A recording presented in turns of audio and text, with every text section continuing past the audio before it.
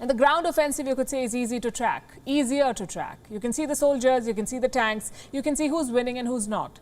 But what about the digital offensive? That's a lot harder. For starters, we don't know what is real anymore. Take a look at this video. What do you see?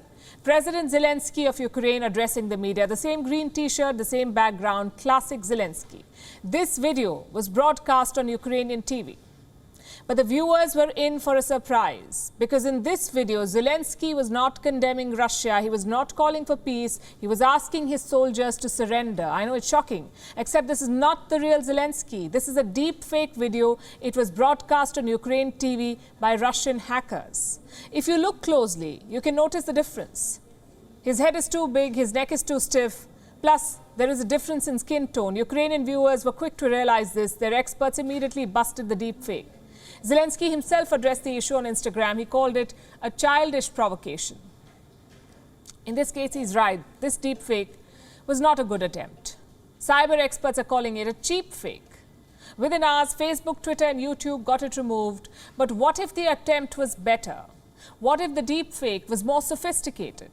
Well, that is the big worry for both sides. Before we discuss this tech war, let's cover the basics. What exactly is a deep fake? Simply put, it's an artificial media.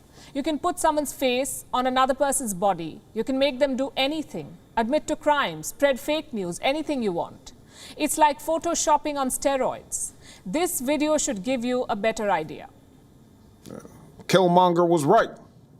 Or Ben Carson is in the sunken place. Or, how about this? Simply, President Trump is a total and complete.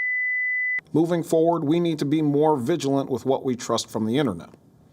That's a time when we need to rely on trusted news sources. It may sound basic, but how we move forward in the age of information is going to be the difference between whether we survive or whether we become some kind of dystopia. Thank you. I'm sure you figured that. That wasn't the real Obama, but in that case, it was a prank. There were no real stakes. In Ukraine, things are very different. Volodymyr Zelenskyy is the commander-in-chief of Ukraine's armed forces. His deep fakes can influence this war.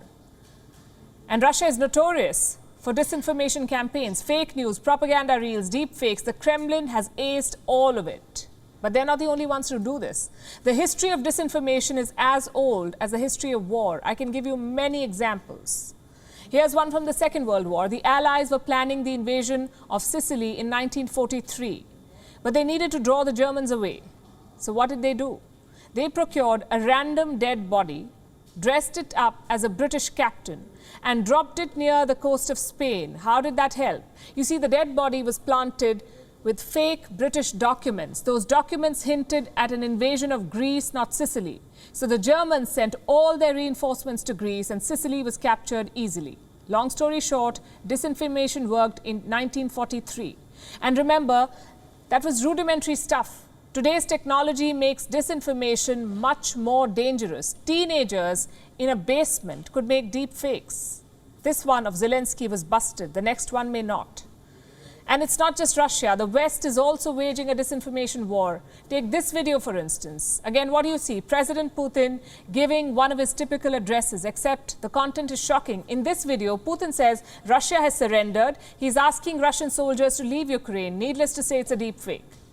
Now, some of these videos are easy to spot. You can make out the edited portion, whether it's the facial expressions, the skin tone, or even gestures. But this process takes time. Ask Britain's Defense Secretary Ben Wallace. He spent 9 minutes on a video call with a deep-fake Ukrainian Prime Minister. It was choreographed perfectly. The call came from another government department. It seemed quite genuine. It was requested in the name of a Ukrainian embassy official. So Ben Wallace ended up speaking to this deep-fake for 9 whole minutes. How did he realize the truth? When the conversation turned fishy, the deepfake Prime Minister asked Ben Wallace 3 questions. Was Britain planning deployments to the Black Sea? Is Ukraine willing to drop its NATO bid? And should Ukraine get nuclear weapons? Wallace realized something was off. Within seconds, he cut the call. And he wasn't alone. Something similar happened to Preeti Patel, the Home Secretary. These incidents reveal 2 problems. Number one, the land of James Bond is losing its edge. And number two, Russia is stepping up its disinformation campaign.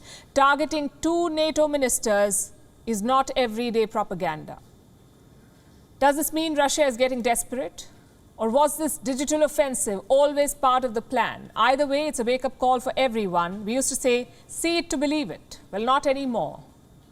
Now it is see it, analyze it, run it through a computer, and then believe it. WION is now available in your country. Download the app now and get all the news on the move.